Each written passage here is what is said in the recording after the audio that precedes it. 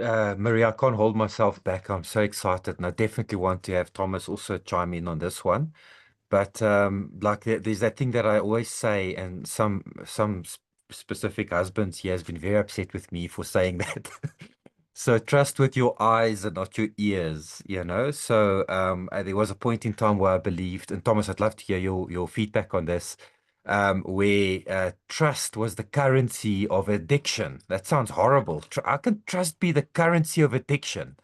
You know, because we abused the trust that we had, that we have received, you know, and we used that trust, we turned it into an opportunity to act out and to go and use, you know. So the words, you know, the most addicts have the gift of the gab, and everybody here has husbands.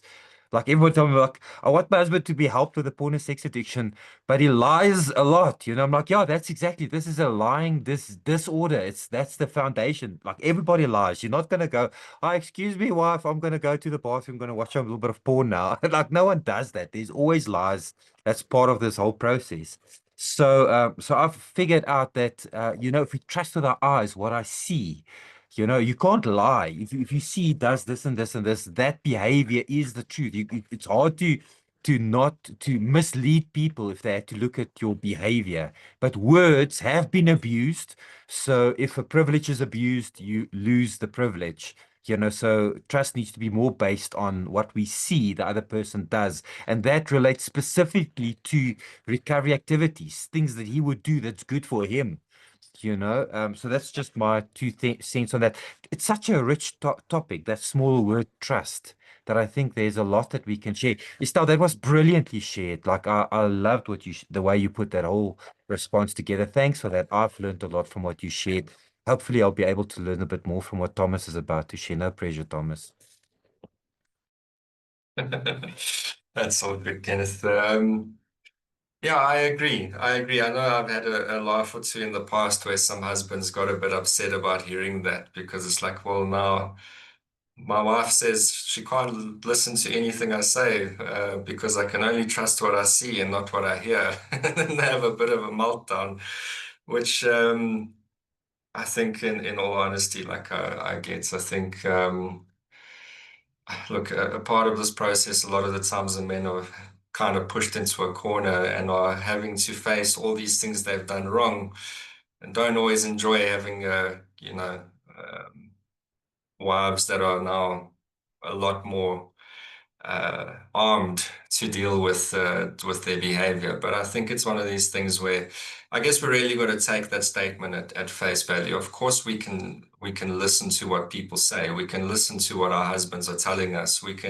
But what we want to see is what is the emotion behind what they're saying? Where's the remorse? Is there remorse in what they're saying? Is there, and I think that's kind of like the part where it's like you've got to see a change, not just hear the word sorry.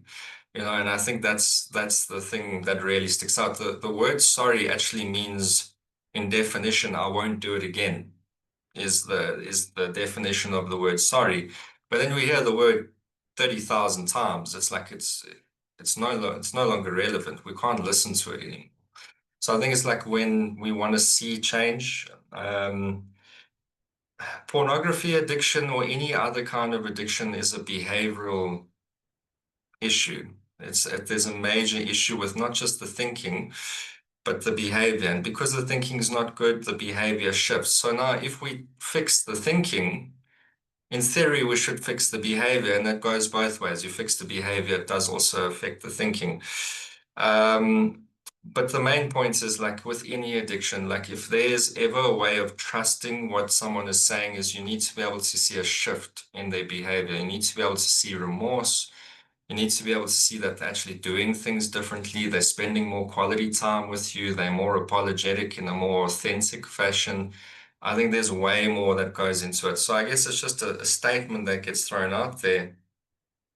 But what it really means is, you've got to see a change in the person. And I think we all, like, deep down kind of are able to realize when that change is actually happening or when it's not authentic. I just think sometimes because the trust relationship is so harmed, sometimes we don't want to trust when we can actually see there is genuine positive change.